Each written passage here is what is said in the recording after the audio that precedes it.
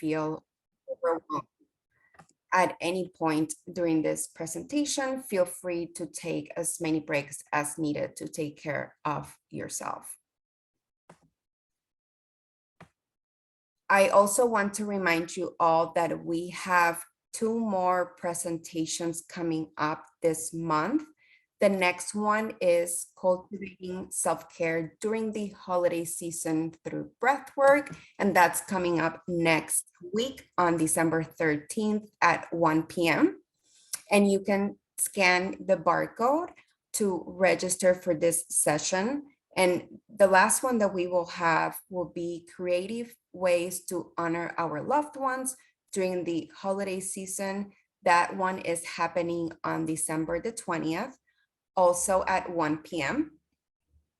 And please scan the barcode for all of you to register if you are interested.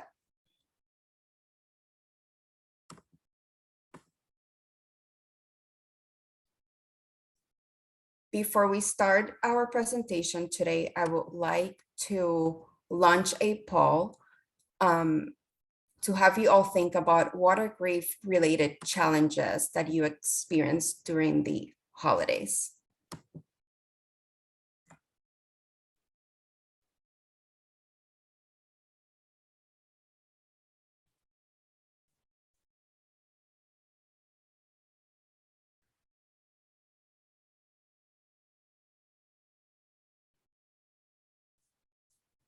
Yes, I can see some that are coming, juggling different tasks and expectations, intense grief emotions, connecting with others, stress.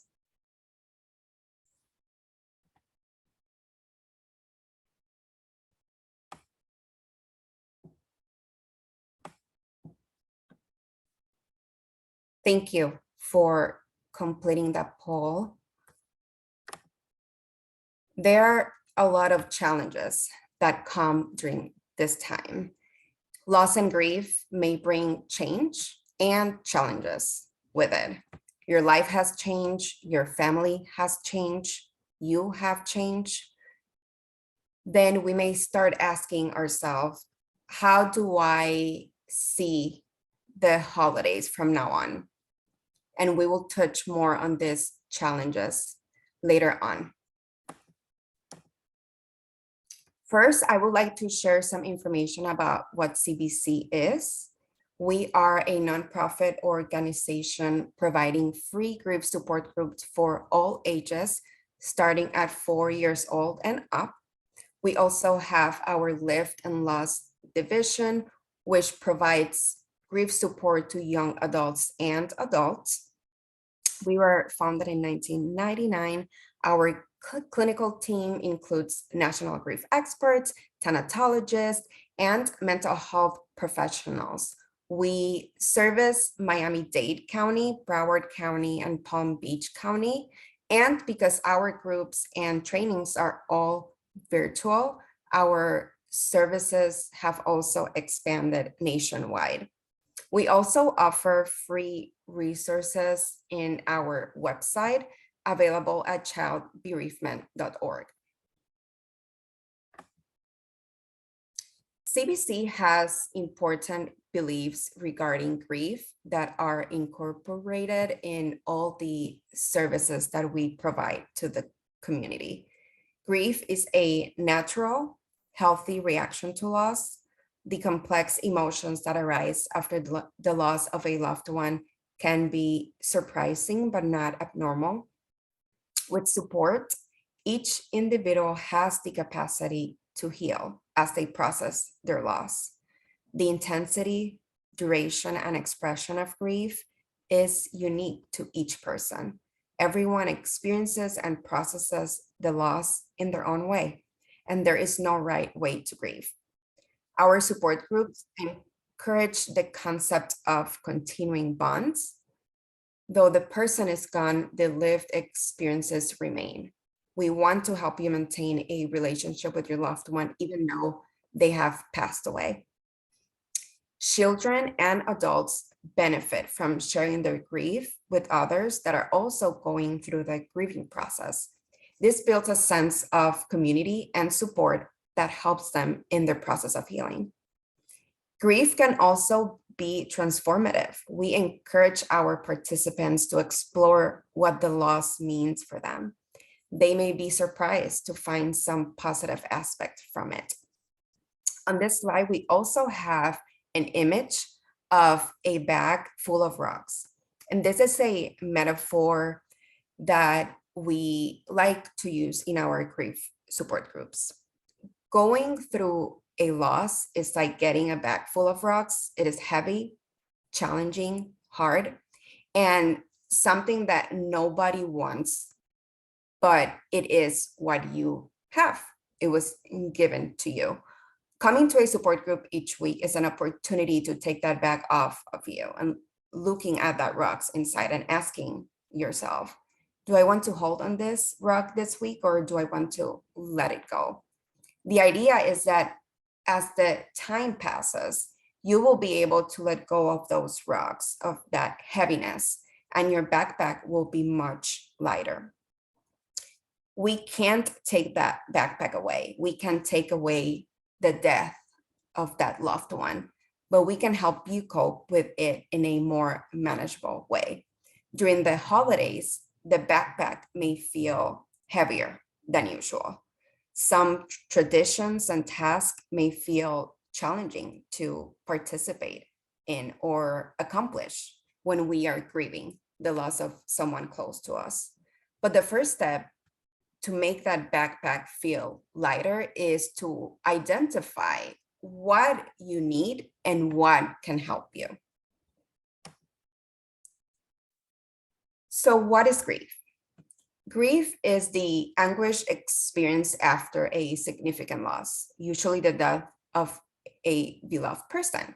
Grief often includes physiological distress, separation anxiety at times, confusion, and apprehension about the future. Grieving the loss of a loved one is an ongoing process. Everyone grieves differently, although others may have opinions about how to grieve correctly. Your grief is yours. During the holiday season, some people may need to express their grief, while others may prefer to process in silence. Some may feel anger, while others may feel sadness, numbness, or relief.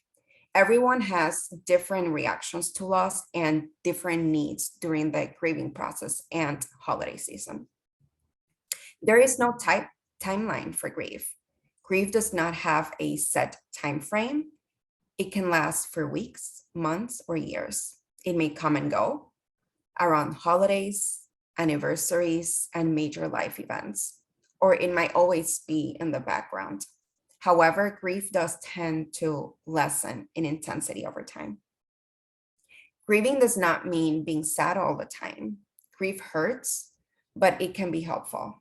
The process of grieving often involves different emotions: sadness, anger, loneliness, confusion. However, grieving can help you come to terms with loss and move forward in life while you still cherish memories of your loved one.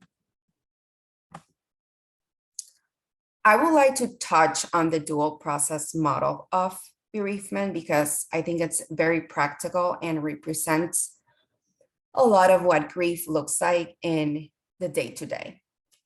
As you can see, this image shows us the key idea around the dual process model, and that is that we don't go one way through grief, following stages or a specific order, specific task in a sequence over time. But instead, we bounce back and forth between loss-oriented and restoration-oriented. Research tells us that many people cope with loss through a push-pull type of grieving. We engage in activities that have a loss-oriented focus and those that have a restoration-oriented focus. Grief is not a passive process. We engage in grief through the investment of energy and different emotions. Loss-oriented activities may include things like looking at photos of the person that you have lost, like family photos from prior holiday events. Loss-oriented activities might include actively seeking out reminders of your loved one, such as going to places you went together or watching movies you had enjoyed together. We are often drawn to things that drive us to experience intense emotions related to a loss. There can be at times pleasure in that sadness, in that pain we feel when we prime ourselves with those memories of shared experiences that we can never have again. Sometimes people say, well, there's kind of pleasure in pain. And what that means is it's cathartic to experience strong emotions that we have. On the other hand, we may balance these loss focused activities with restoration oriented behaviors.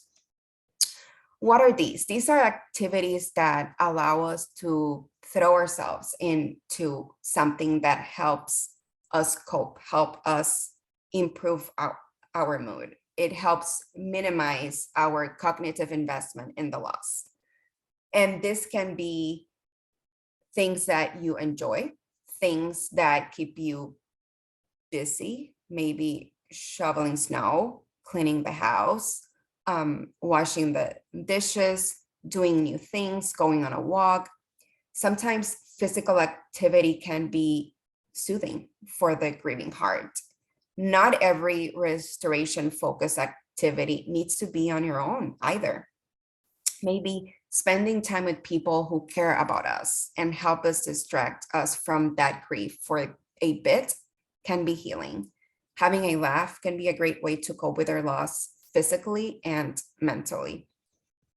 Remember, mourning doesn't follow just one path, but grief should never be seen as an endpoint in itself.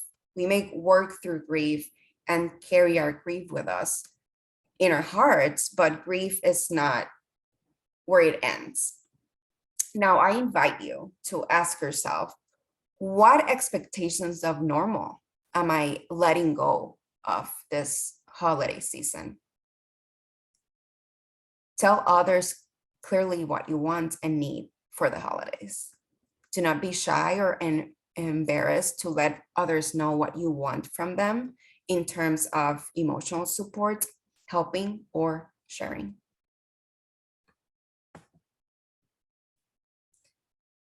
Now, we all grieve differently, and there are factors that influence the way we grieve. First, we have early attachment patterns in childhood. People with different attachment styles are likely to grieve and express themselves in different ways after a significant loss.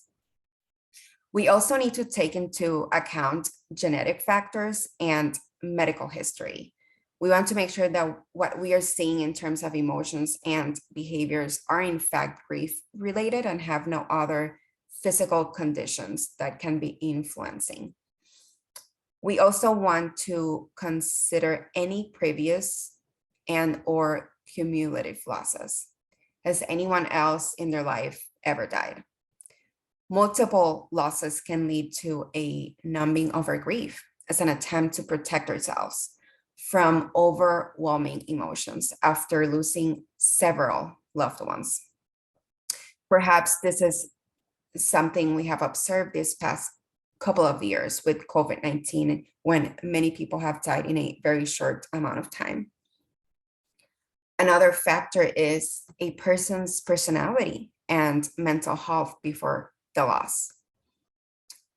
Were they happy, sad, depressed, anxious before the loss? Symptoms of anxiety and depression can be intensified after the death of a loved one. Another thing to consider is the pre-existing relationship they had with the person that died.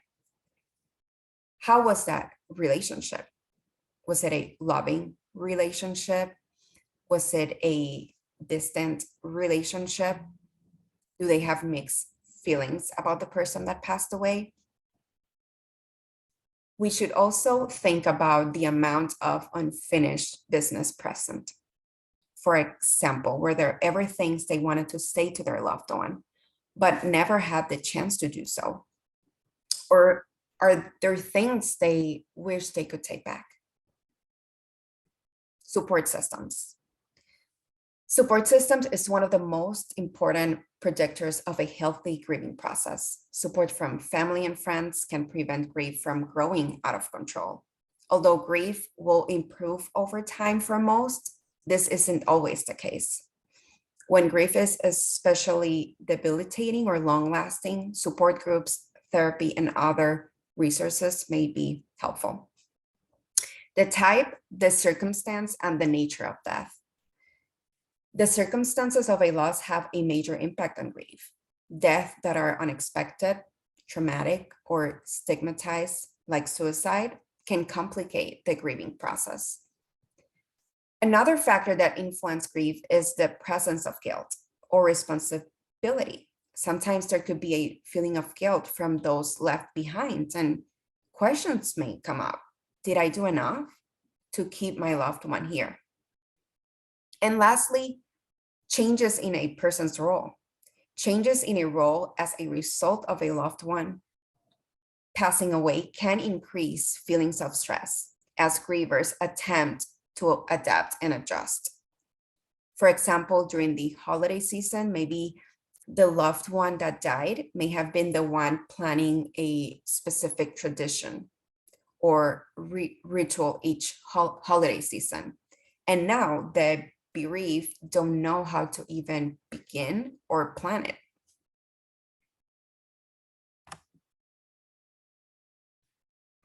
We also have different types of losses.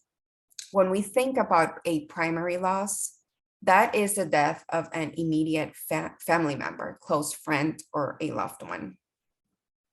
And then we also have secondary losses, which are the result of a primary loss that contribute to the difficulty of adjusting to the death.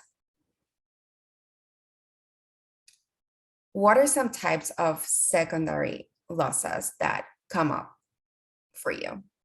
Feel free to unmute yourself or type those in the chat if you like.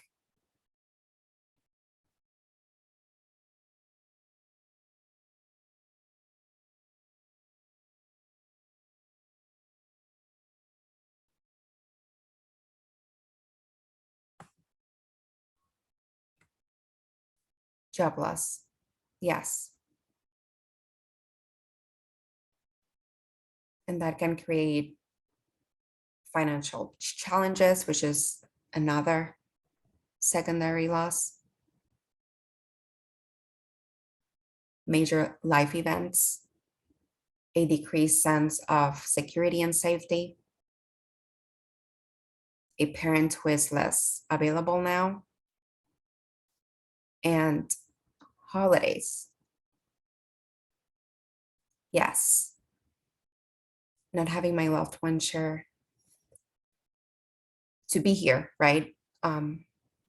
With your kids, with your family, to share important holiday traditions like we used to.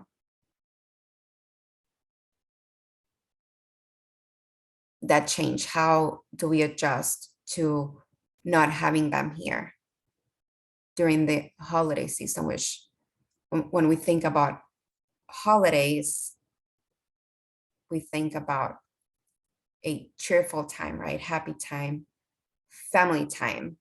But now how do I celebrate? Change is hard and painful. Thank you.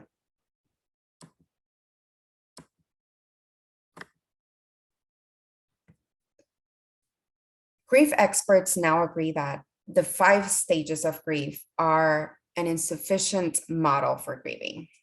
However, the 5 stages have remained really pervasive and persistent in our culture. This theory of the 5 stages of grief, attempts to package grief very neatly. And it's so widely talked about because for many, it satisfies a need for predictability, regardless of the fact that grief is unpredictable. So, this theory makes it hard to capture the complexity and diversity of the grieving process. The stages of grief really come from what is called anticipatory grief, which are grief feelings and reactions before a loved one dies. When people find out they will die or a loved one will die, they go through these stages of denial, anger, bargaining, depression, acceptance. And what has happened in our culture is that these stages have been applied to the grief process after a loved one dies. And yes, they may apply, but it doesn't mean that it goes in a specific order. When I think about anticipatory grief, it's a hard journey, and holidays make it even harder. At a time when you're supposed to feel happy and joyful, you may feel sad, anxious. You may feel like you're on pins and needles and wonder what will happen next. Remember, your grief stems from love, and you may find comfort in that.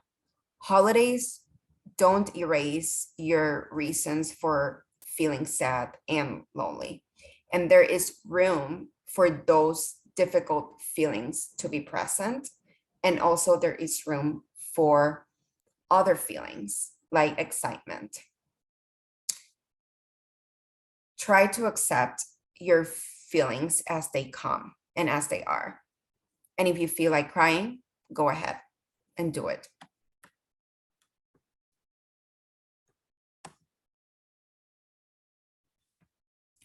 Like our poll showed earlier today, when we are grieving a loved one, feelings of stress, fear, and avoidance may be present when the holiday season approaches. Now, I ask all of you, why might someone who is grieving feel stressed, fearful, and may avoid others during this time of the year? Feel free to unmute yourself or type in the chat.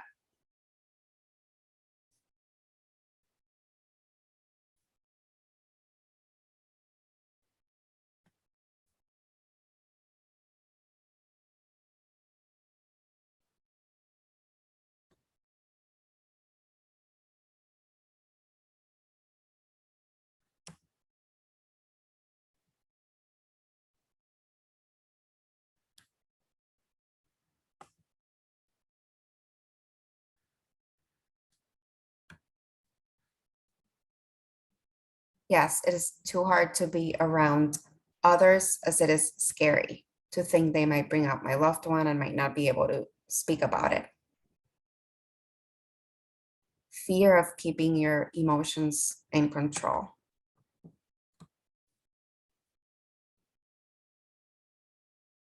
Dreading questions asked, especially, how are you? That's a common one, yes. Avoiding others' responses to intense emotions. Yes. The bereaved may present themselves with so many different challenges during the holiday season.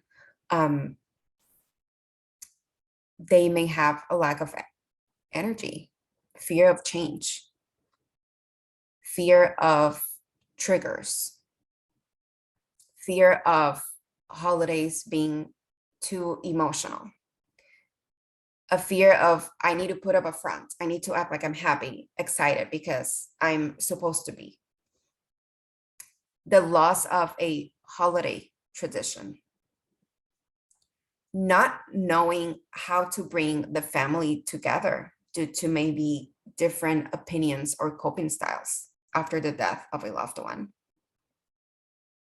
Fear of forgetting the loved one who passed away. Guilt, about not being in the holiday mood. Stress of holiday planning, such as traveling, gift wrapping, cooking, event invitations, family gatherings.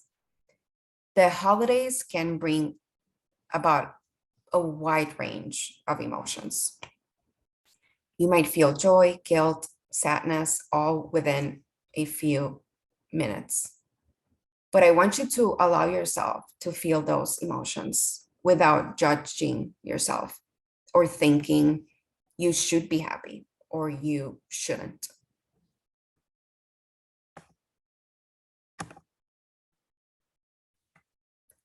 During this time, there are so many things going on in our mind, so many thoughts, so many questions. How am I supposed to celebrate holidays while I'm grieving? Am I doing this right? What can help me cope during the holidays after the loss of a loved one? The holiday season is sometimes difficult and oftentimes filled with emotional stressors, even during the best of times. For those of us who have suffered the death of a loved one, the holidays may seem complicated and they can be filled with ambivalence and mixed emotions. The anticipation of a new experience, like the first holiday after a death, or familiar rituals that remind us of our loved ones, can be overwhelming. There is no right or wrong way to deal with the holiday season. We must each decide what feels best and is most soothing for ourselves and our family. First and foremost, try to be kind to yourself. Follow your instincts and desires. If you do choose to share your experience with others, maybe try to include your loved one's name in conversation and recollect past holidays and joys. Memories are a connection to the deceased and do not have to be seen as negative. Cherish and embrace the treasure of your memories. Traditions, events, parties, songs, decorations, all the things you once enjoyed can now become triggers for sadness and emotion. The reality is that there will be moments that are deeply painful on these special days. However, you may be able to soften grief's overall impact by anticipating challenges and triggers. What is most hard for you? What triggers you? And by doing that, we are proactively identifying ways to cope and planning ahead.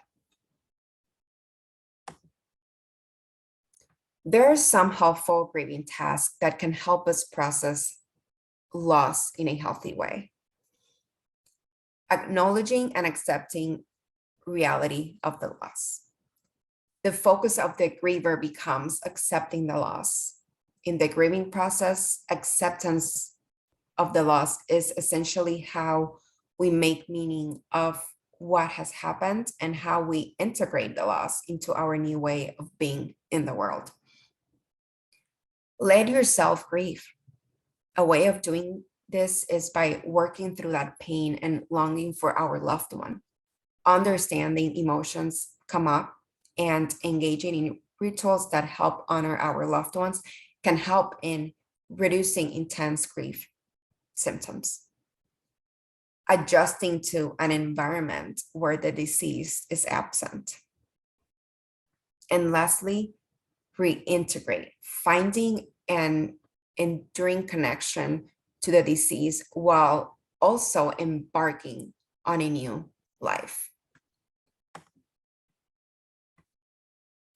Conscious choices help regain control over our lives and hold our grief gently.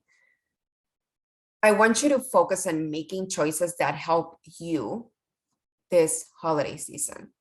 Let's look at each of these helpful tips on how to manage the holidays. First, create new traditions. Maybe go out of town or embrace the old way to stay connected.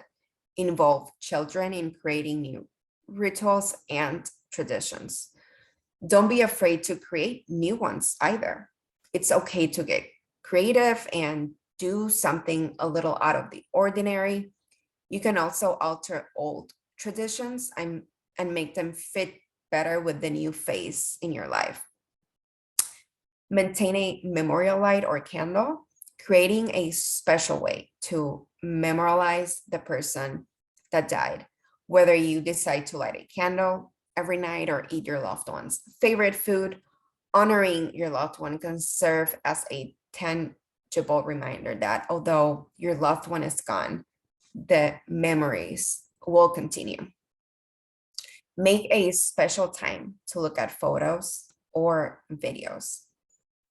Give yourself permission to feel at times and places that are convenient for you.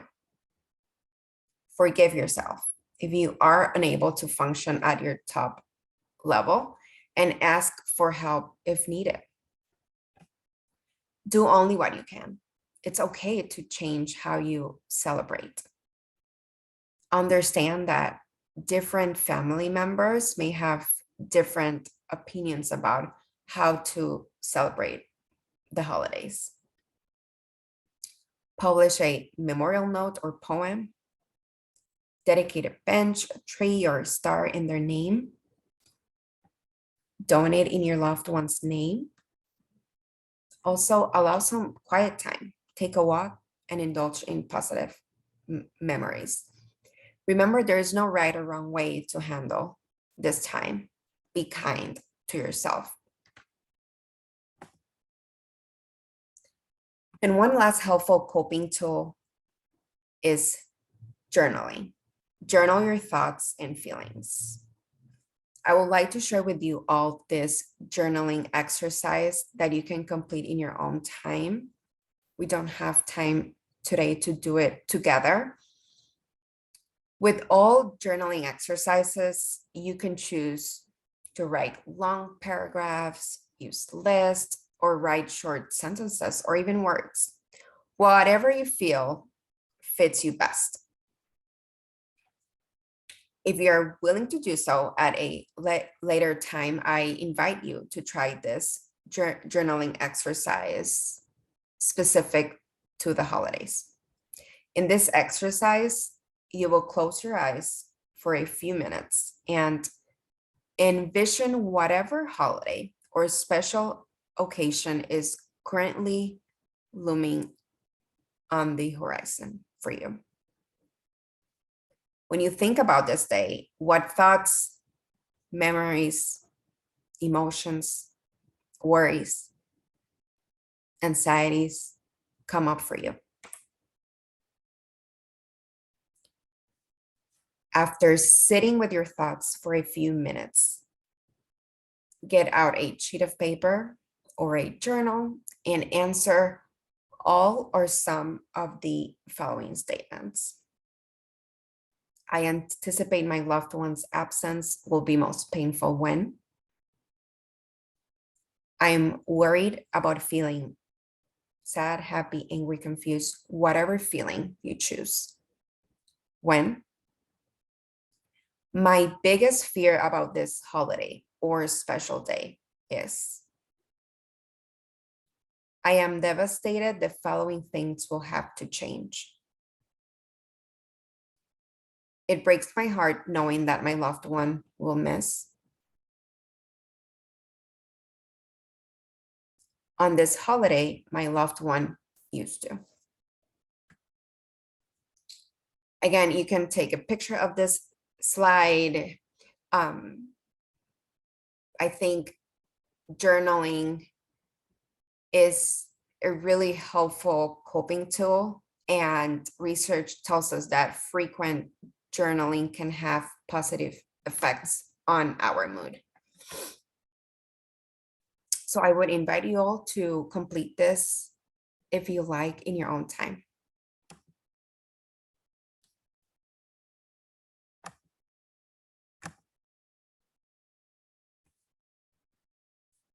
Culture and grief.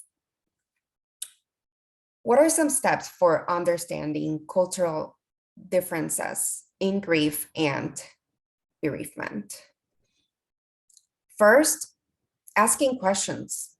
Asking openly when you are unsure what would be most helpful for a family or individual. What would you like others to know? Can you help me understand how I can best be of help to you and your family? Can you tell me how your family and your culture recognize and cope with the death of a family member?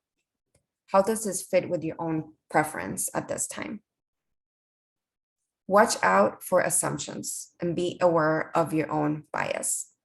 Even if you know about the common practices of a culture, this may not accurately predict how a person from that culture will behave. Be present and authentic. Even if you do not know about a particular culture, approaching with an open mind. All individual experiences are influenced and perceived through lenses that are uniquely social, cultural, and political in nature. And that includes grief. Different people grieve differently according to culture, family background, socialization, religion, and exposure to loss. Social messages often focus on fixing grief and rushing the process without taking into consideration a person's culture. And a way to help guide conversation surrounding grief and obtain a better perspective of where a person may find themselves mentally and or emotionally is to ask those questions. Question to ponder. I have this question for all of you. Feel free to unmute yourself or type in the chat if you like. What is important to know about your own culture's grief and mourning practices during the holiday season?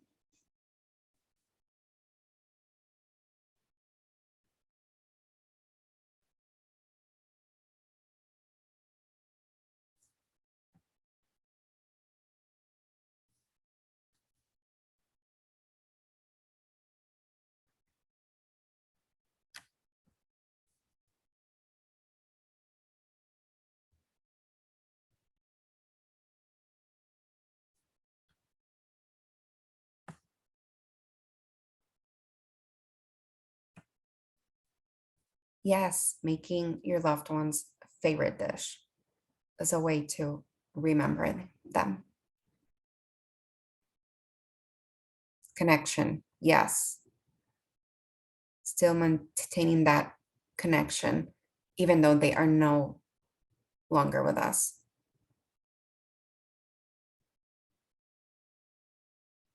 Thank you for sharing.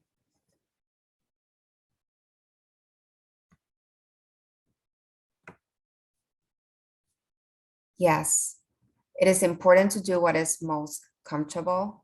I may not feel like I can do every tradition, but I need to know others are there for me if I need them and want to complete a tradition. Knowing what's her limit, right? What are you more comfortable doing or participating in?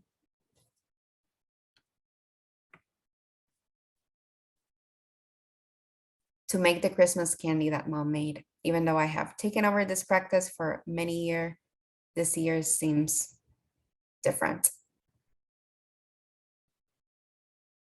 That can be hard.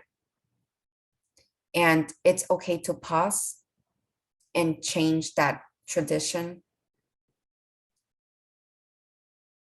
Whatever works best for you. Remember to always be kind to yourself and allow yourself to feel different emotions and know what can help you to better cope. Sharing pictures of loved ones with grandkids. Yes, thank you all.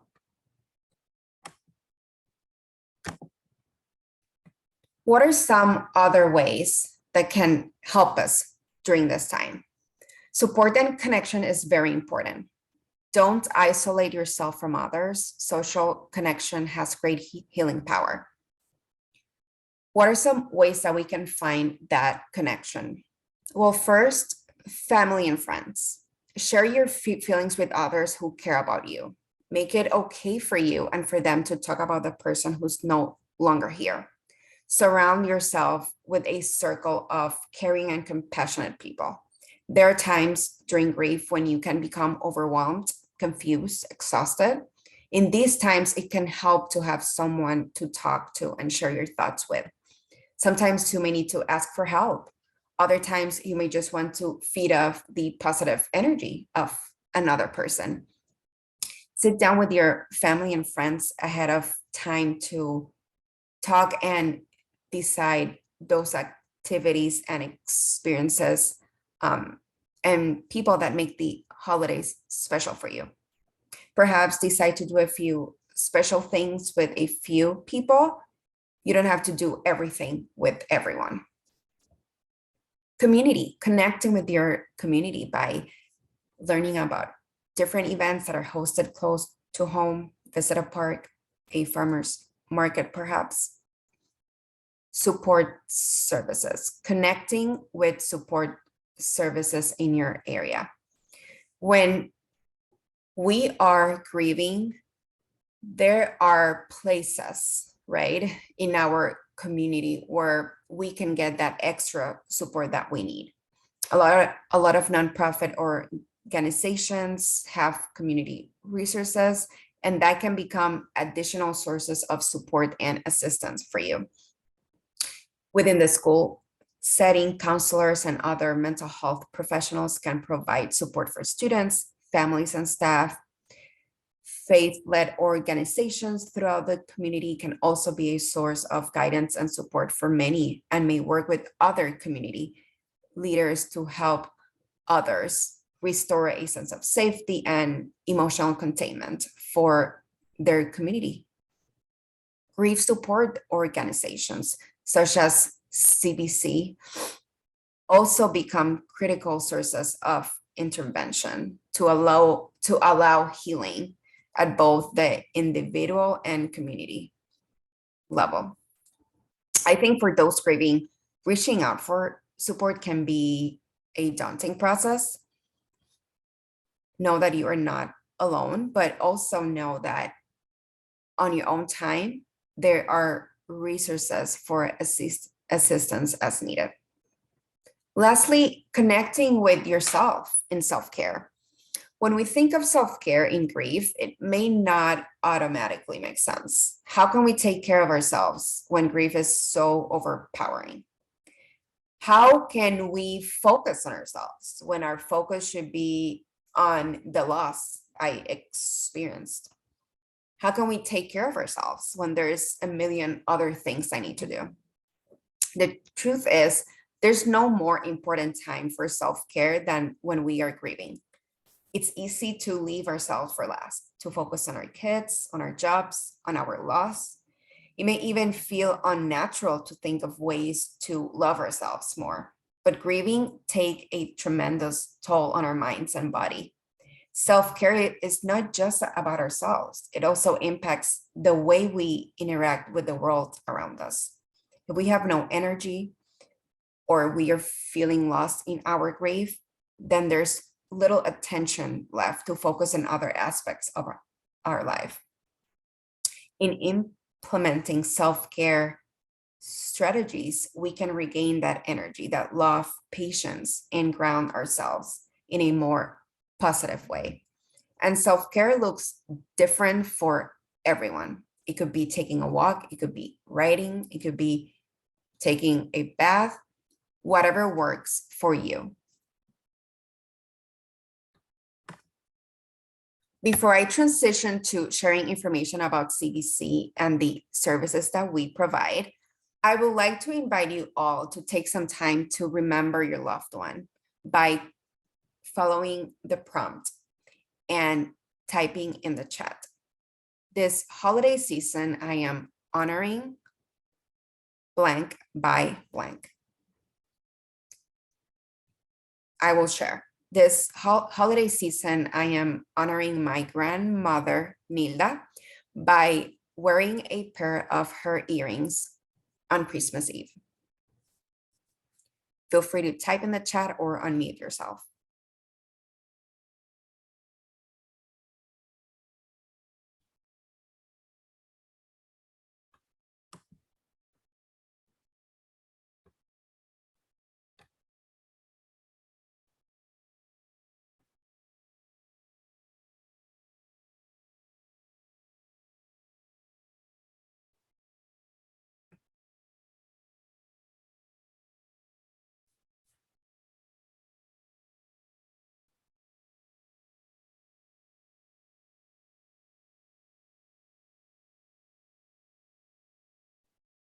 I like that. This holiday season, I am honoring my grandpa by making carrot cake.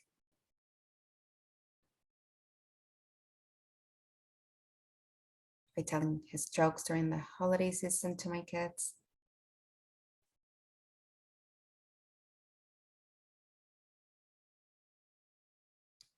Thank you for sharing. Now, before I share some information about what CBC offers, are there any questions that you may have or any comments you would like to make? Feel free to unmute yourself or type in the chat.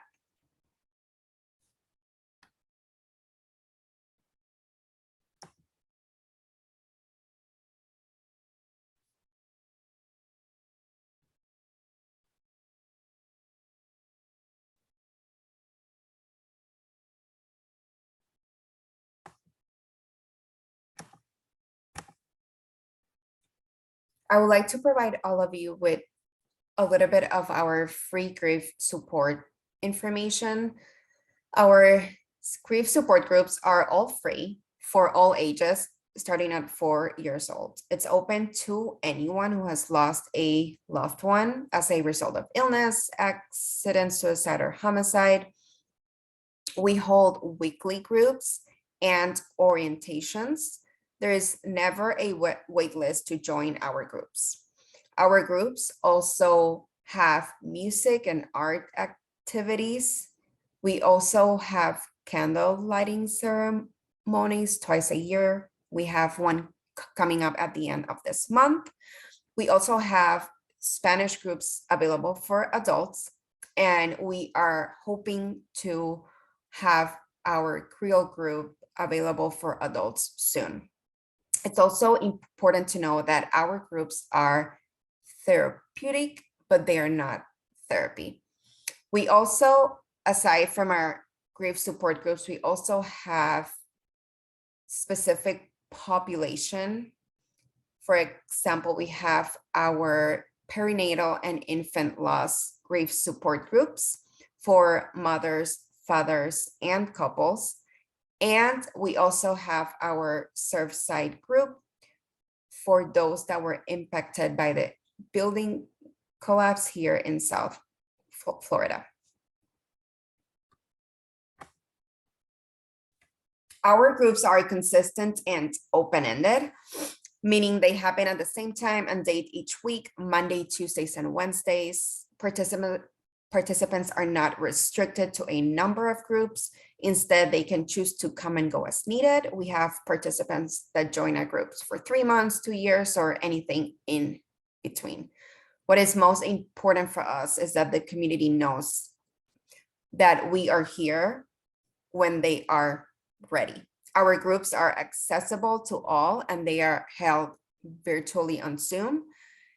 With our virtual groups available, it has allowed us to provide our services outside of Florida. We have many participants that join in from other states and even outside the country. And our groups are comprehensive and inclusive. As grief impacts the whole family, we encourage all individuals in the household to participate in the grief support groups. Having inclusive and non-denominational groups welcomes individuals from all backgrounds where they can process their loss in a culturally diverse setting. How to join a group. Easy steps on how to join a group. First, there is no referral required. Any participant can self-enroll when they are ready at any time. You can either call to our 88 number or email at support@childbereavement.org. Then you will attend an orientation where they share with you a little bit more about what to expect in group, and you can ask questions about group, and then you can attend your first group that same week.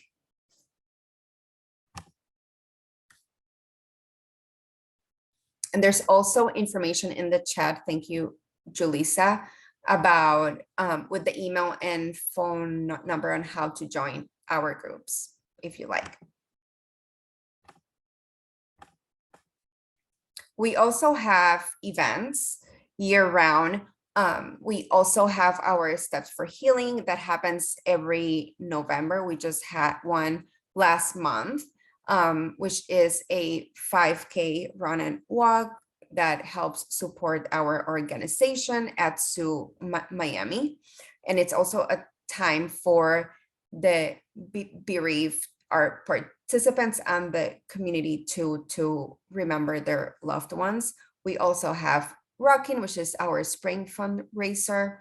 We also hold lunch and learns for professionals and the community, and they are held quarterly on Zoom. We actually had one today. And we also have conversations with CBC that is open to any community member. It's free, and it usually talks about any grief related topics, and it's also held quarterly on Zoom. We also host CBC community pop-up events where we meet the community where they are.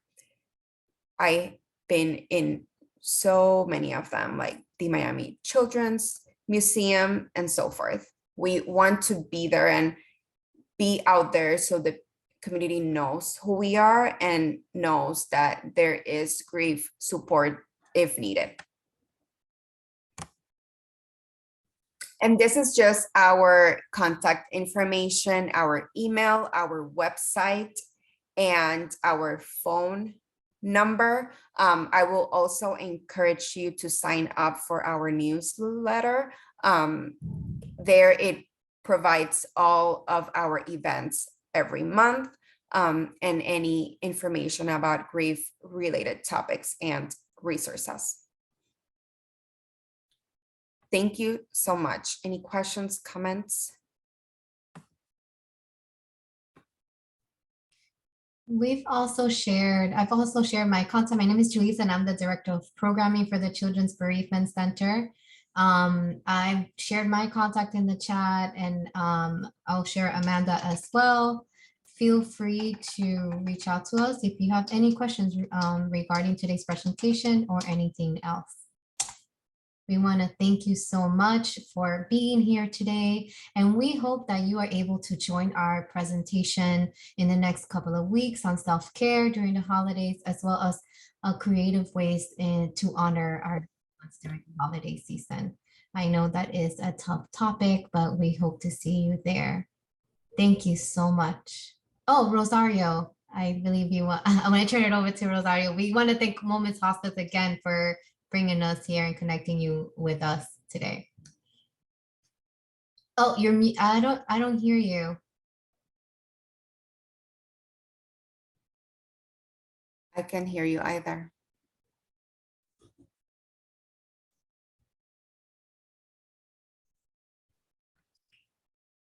You don't seem muted on our end. Ooh. Well, you can type it and I can say it.